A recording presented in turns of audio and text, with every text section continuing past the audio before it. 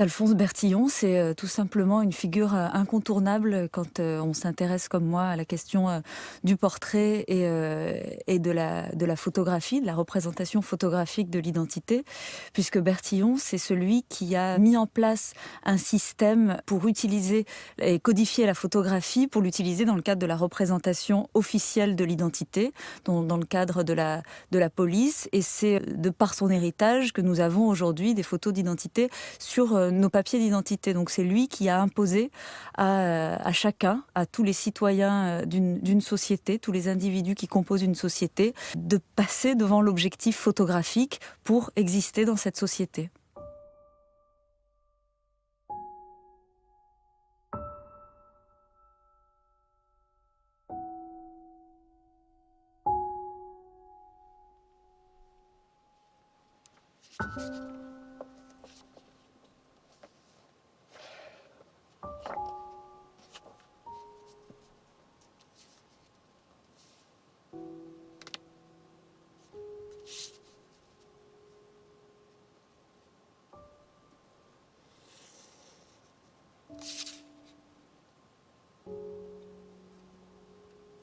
Je me suis intéressée à cette figure, c'est parce qu'au cours des années 1880, Alphonse Bertillon a créé et imposé au corps des criminels un système d'identification qui implique grandement le portrait photographique.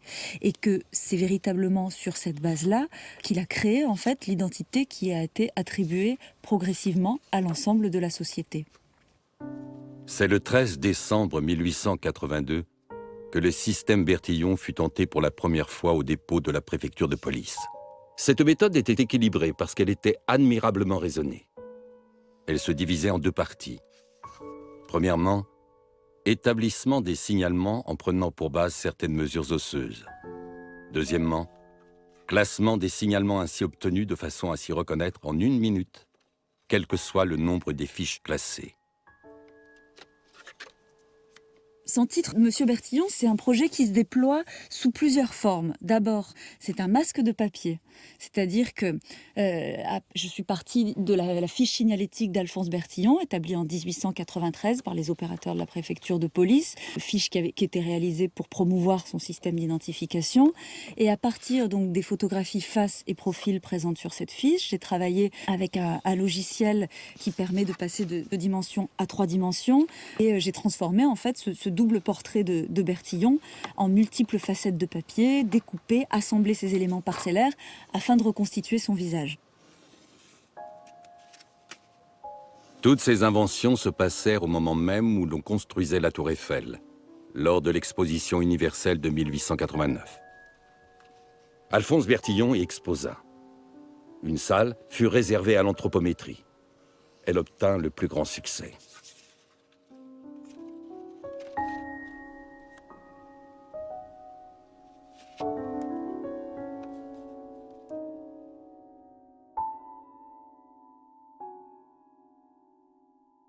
J'ai la conviction que c'est véritablement la photographie, et la photographie telle qu'elle a été codifiée par Alphonse Bertillon et appliquée à l'ensemble des individus composant la société, que c'est véritablement donc la photographie qui a permis l'existence du pouvoir moderne au sein de la société, en prolongeant et en inversant les modalités d'application de la conception historique du portrait comme affirmation d'un pouvoir.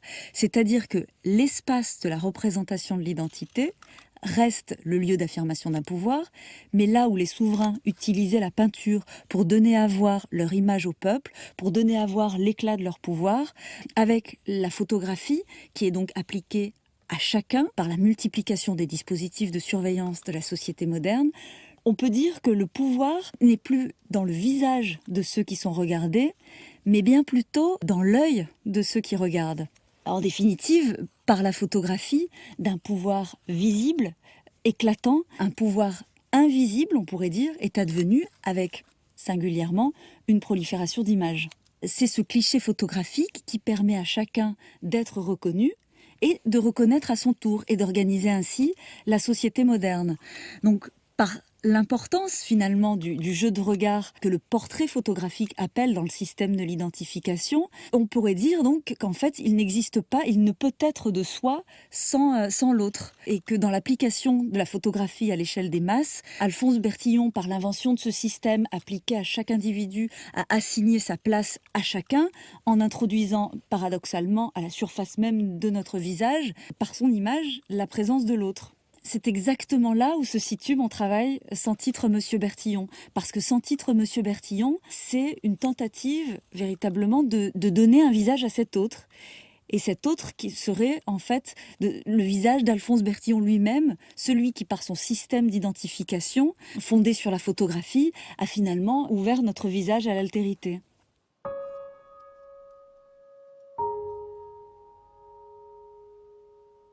Le malfaiteur avait assassiné le domestique et pris la fuite en emportant des objets précieux contenus dans une vitrine dont il avait brisé les vitres, sans laisser aucune trace apparente permettant de découvrir sa piste.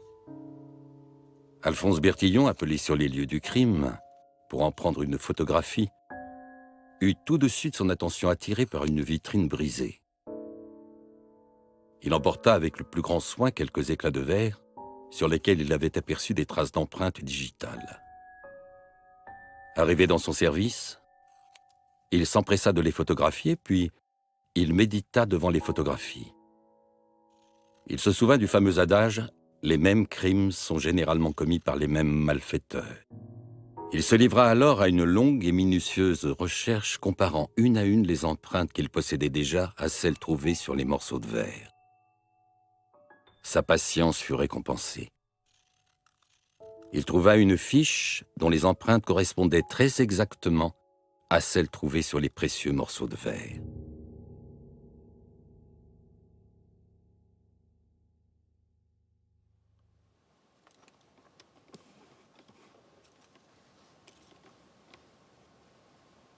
Je dirais que ce sont 3 paradoxes majeurs qui sont la matière de mes travaux.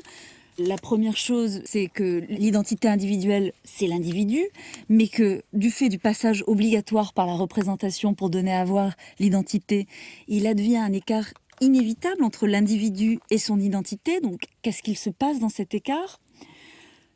Le deuxième paradoxe, c'est que l'identité, c'est le degré d'intimité le plus haut et que dans le même temps, c'est un outil d'État, un moyen par lequel le pouvoir de l'État s'applique à un individu. C'est véritablement en cela que la figure de Bertillon, qui a un point de basculement dans l'application du système d'identification qui s'applique à tous, est incontournable dans ces questions et dans mon travail.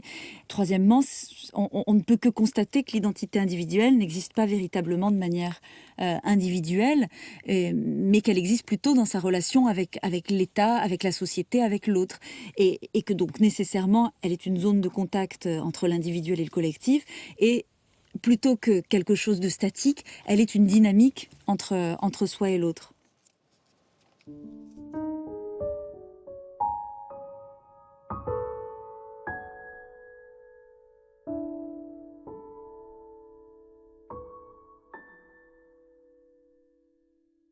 Quand l'identification au moyen de l'anthropométrie se révéla infaillible, les criminels durent déchanter. Ils en éprouvèrent pour Alphonse Bertillon une haine violente. Ce dernier ne pouvait pas traverser la cour des prisons sans que de toutes parts retentissent des cris de vengeance. Lui passait d'un pas tranquille, impassible, comme s'il eût été sourd. Sans titre Monsieur Bertillon, c'est également une série de 23 photographies que j'ai réalisées à partir de l'étude de la biographie d'Alphonse Bertillon qui a été écrite par sa nièce, Suzanne Bertillon, en 1941. J'ai identifié des lieux établis comme signifiants dans le parcours de vie d'Alphonse Bertillon. Par exemple, la maison, l'immeuble où il est né, le 22 de la rue de Rivoli, l'immeuble particulier du 9e arrondissement où se situait l'appartement de ses grands-parents, où le docteur Le Tourneau aurait palpé son crâne et lui aurait prédit un sens de la série et une grande méticulosité à l'âge de 9 ans. Le coin de rue de la rue de Rivoli où il aurait rencontré sa femme, par exemple. Donc tous ces lieux, j'y suis retournée et je les ai photographiés.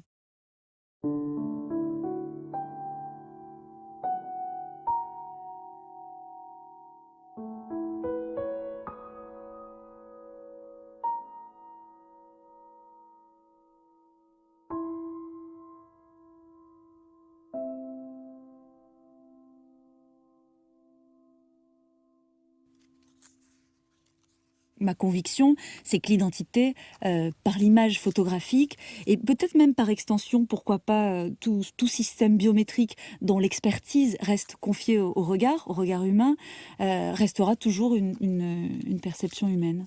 C'est ce que proposait Bertillon, c'était finalement de disséquer quand même l'identité qui devenait représentable par la photographie d'identité, qui est déjà une dissection quelque part de l'individu, on part d'un individu en corps, finalement on ne garde que sa tête, ensuite on garde que sa tête et son profil droit, donc là c'est déjà une coupe, ensuite on découpe son corps en différentes mesures osseuses, donc là encore, on n'est plus dans la globalité, on est simplement on est dans l'agglomération d'éléments disparates. Pareil avec le relevé des marques particulières, donc les marques particulières, les grains de beauté, tatouages, taches de naissance, cicatrices. Donc là, c'est encore des éléments ponctuels, indépendants et corporels en surface. Et on assemble tout ça sous la forme d'une fiche signalétique. Et Bertillon nous dit, ça, c'est l'identité. L'identité, c'est un sujet c'est un sujet philosophique, c'est un sujet juridique, c'est un sujet psychologique. Personne ne sait véritablement le définir, ne sait ce que c'est. Et Bertillon, lui, il a proposé une définition qu'il a réussi qui a fait consensus, en fait, il a réussi à convaincre l'ensemble de la société que l'identité pouvait être donnée à voir de cette manière-là.